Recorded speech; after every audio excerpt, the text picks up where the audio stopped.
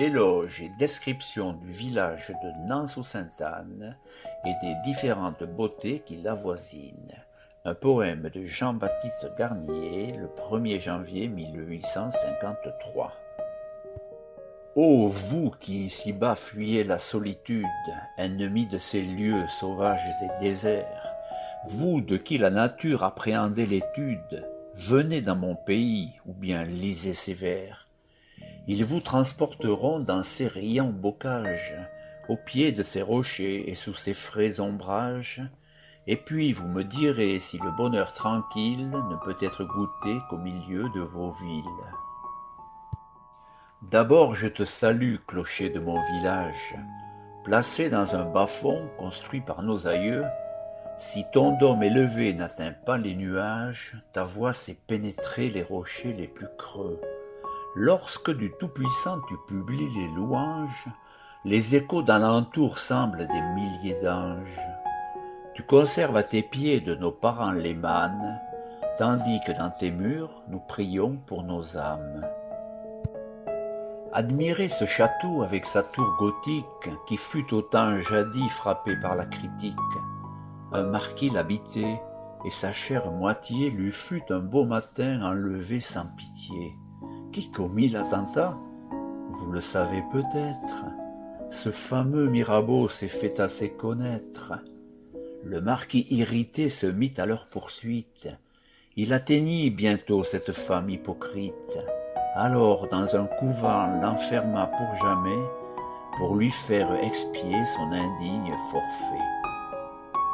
Qu'entends-je? Et quel bruit ressemblant à l'orage au fond de la vallée par un ciel sans nuages? C'est le saut du lison comme un enfant qui pleure en s'échappant du sein qui lui donne le jour. Il murmure en quittant cette sombre demeure, sort en flocon d'écume, s'élance et prend son cours. Je t'admire, ô lison, ton eau fraîche et ta truite surpasse de beaucoup les meilleures qualités. Sur ton cours, des usines artistiquement construites distribuent tes bienfaits à la société. Qu'ils sont beaux, ces rochers qui te donnent naissance, Calypso de ta grotte envie la jouissance.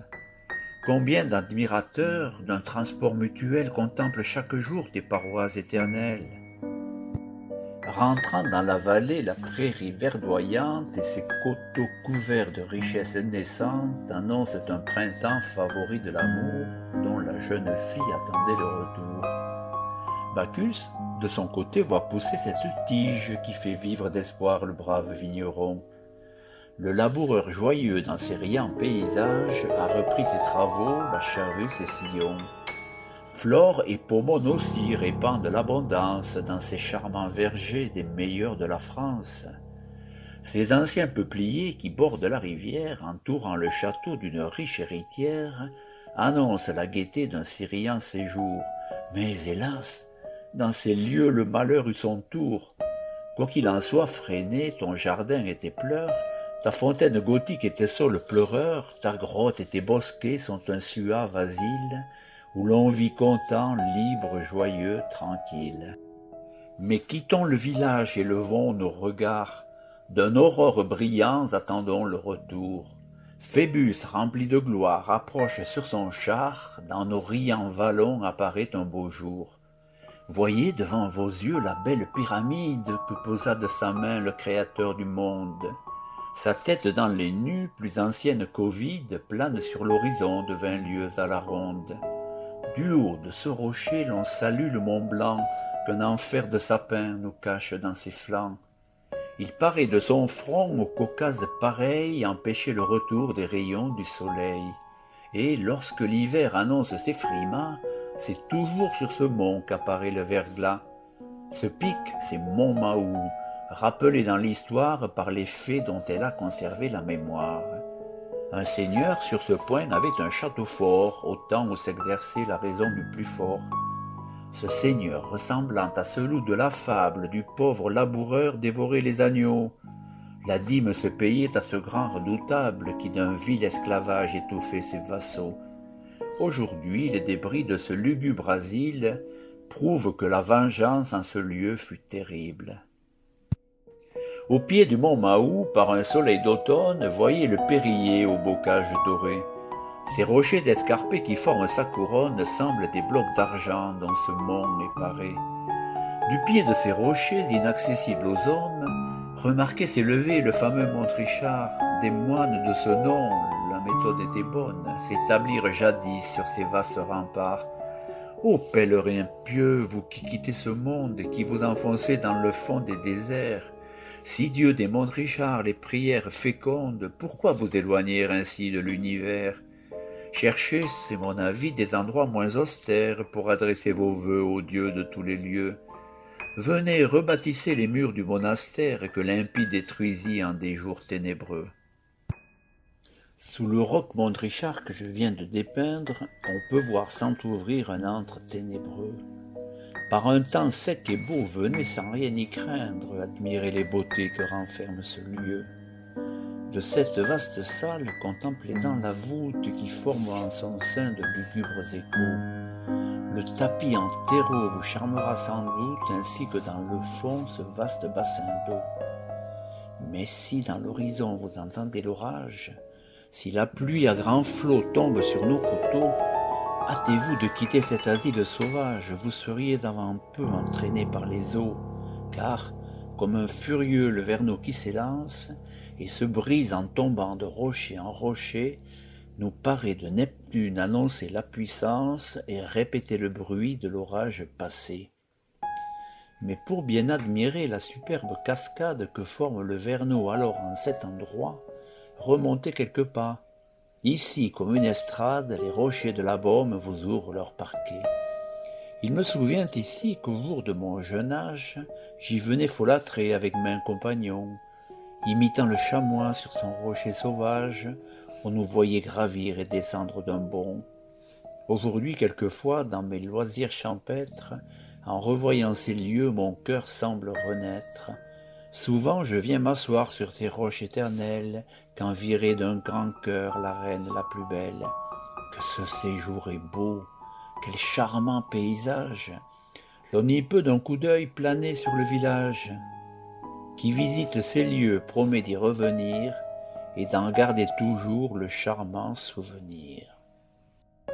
Où va donc cet oiseau qui, par-dessus nos têtes, précipite son vol d'Orient en Occident? Franchissant le vallon, la gigantesque bête se moque du chasseur et du bruit des enfants. Mais je le vois s'abattre au flanc d'une montagne parsemée de sapins, de rochers hérissés. Acheminant nos pas à travers la campagne, sous peu nous arrivons au pied de la tempêtée. Tout d'abord le renard et l'écureuil paisible, comme aussi le chevreuil au moindre bruit sensible, du sommet de la côte ont fui devant nos pas, car de nous voir chez eux, ils ne s'arrangent pas. Et l'aigle fugitif ses petits abandonne. Mais des êtres humains, nous n'en trouvons personne. Avançons, suivez-moi, gravissons sur la roche.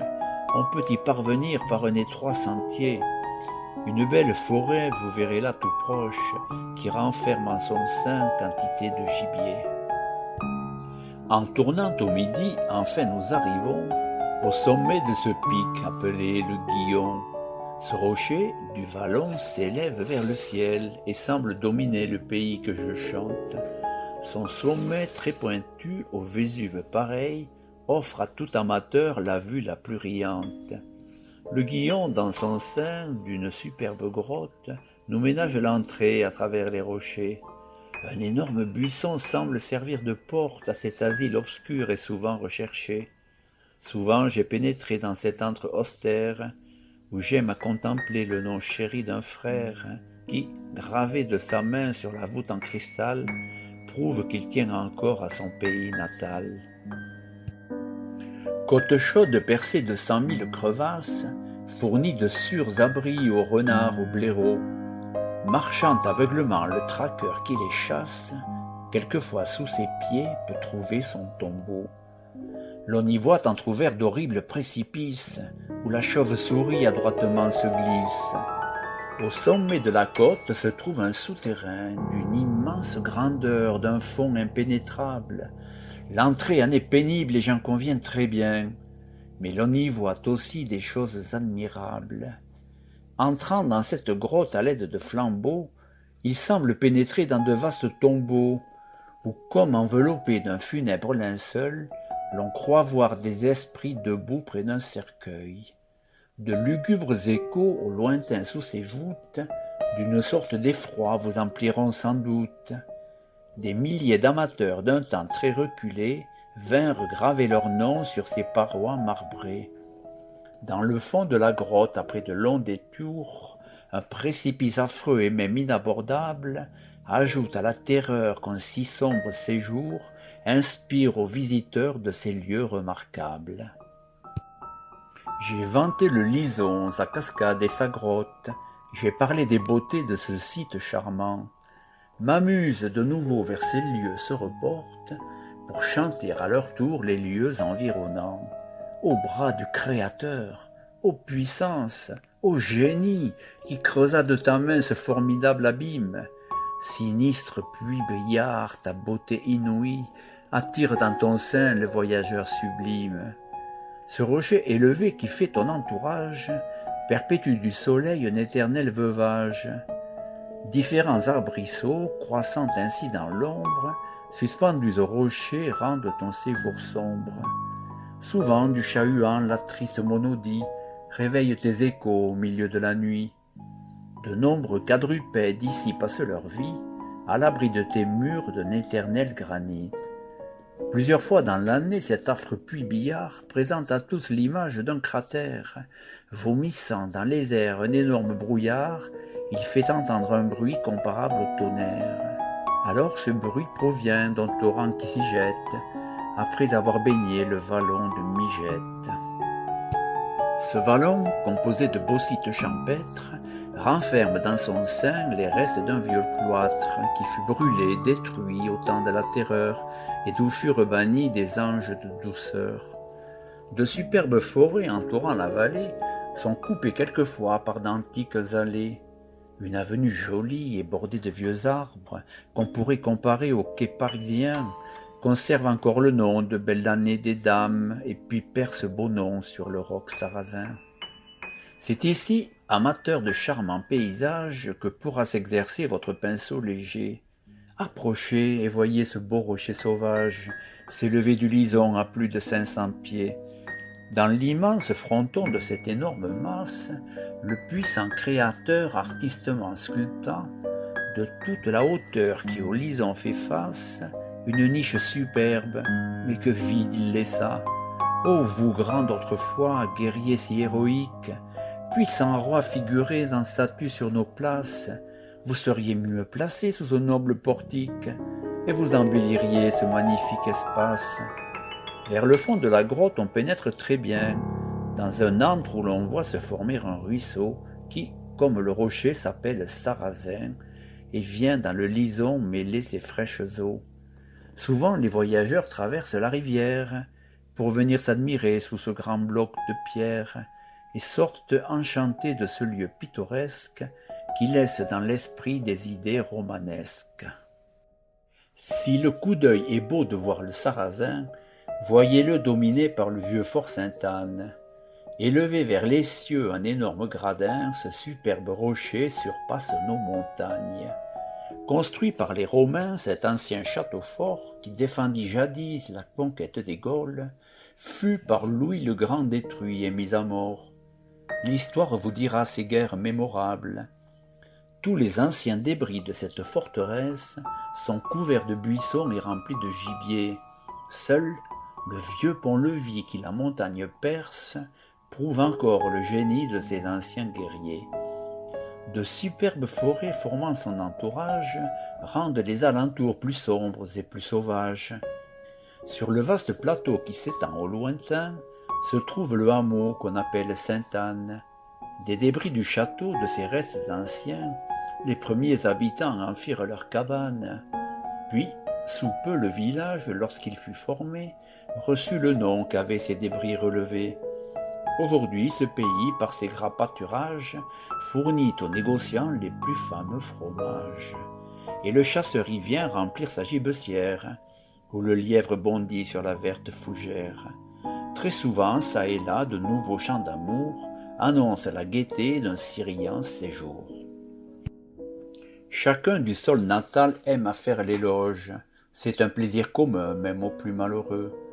Pour célébrer le mien, ces vers sont peu de choses, mais si, les ayant lus, vous demeurez douteux, de la Franche-Comté parcourez les annales. L'histoire vous dira des merveilles égales. Le comtois vit heureux au sein de nos montagnes, parcourant tour à tour les diverses campagnes. Il préfère le bruit de nos ruisseaux charmants aux appareils trompeurs de ses concerts bruyants.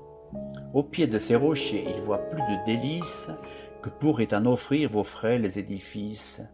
Habitants de la ville, vos théâtres si beaux ne sauraient égaler les plaisirs du hameau. Ces bocages isolés des oiseaux le ramage sont 100 fois plus charmants que vos plaisirs volages. Oh, quel charmant chanteur d'être assis sur la mousse! Est-il dans vos salons une joie aussi douce? Non, non, je vous le dis, ce n'est point à la ville qu'on peut vivre content, libre, joyeux, tranquille. C'était un poème de Jean-Baptiste Garnier, le 1er janvier 1853.